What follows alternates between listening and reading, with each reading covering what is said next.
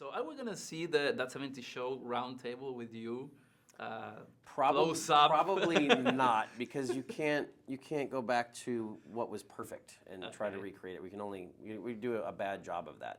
I don't know if we do have a version of the 360 scenes, right? There's no sort of. No, we don't have anything We should like come up with that. something. I think it's in this show quite often you'll feel like you're immersed in the world in the same way that those scenes made you feel immersed in the world, and I think that the sort of parallel to those 360 scenes is, as opposed to sitting around in a circle passing something that the camera doesn't necessarily see, it's just us sitting on the porch drinking whiskey. It's almost like the grown-up version of that same scene. We're putting on our big boy pants with a bottle of Jameson. So could we say that your characters are the Well, grown-up Jim version of them? Well, you're drinking Jim Beam. For your wife. You know what? I wouldn't say we're the grown-up version of them, but I think No, I think we're actually the teenage versions of the teenagers that we used to play.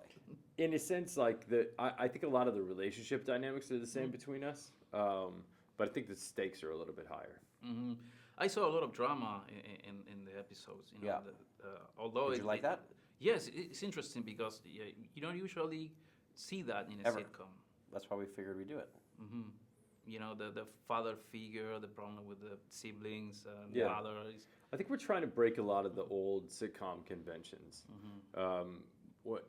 Putting dramatic scenes in a show like this is something you don't normally see.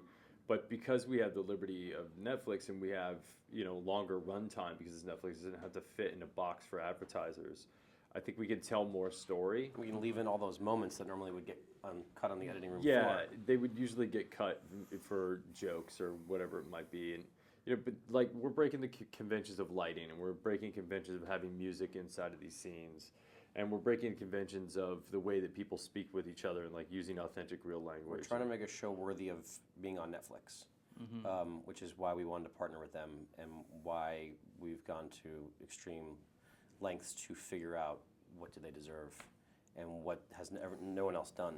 So everything he's saying is exactly those things. And we love the convention of sitcom, but at the same time, it hasn't really changed in the last 20 years. I mean, 30 years probably. I mean, right? I was just coming off of Since Two and the a Half 80s. Men.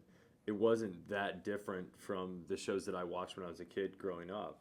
It's so much the same, and we just keep asking the question of well, does that need to be the same? Well, does this need to be the same?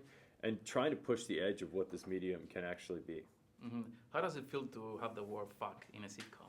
Feels great because we like to say it. You like to say it. It's everyone's favorite word, and it seems like the right word to use in a scene. It just feels like these characters are speaking to each other the way that they would speak to each other, as opposed to the way that people speak to each other on television. Mm-hmm. Okay, guys. Well, thank you so much. Thank you Good so luck much. with the show. Nice to meet you. Thanks, Thank buddy. you. Appreciate it. Whoops. Oh, I was trying to steal your watch. No, Sorry. you can't. Oh, you just. Nice try, though.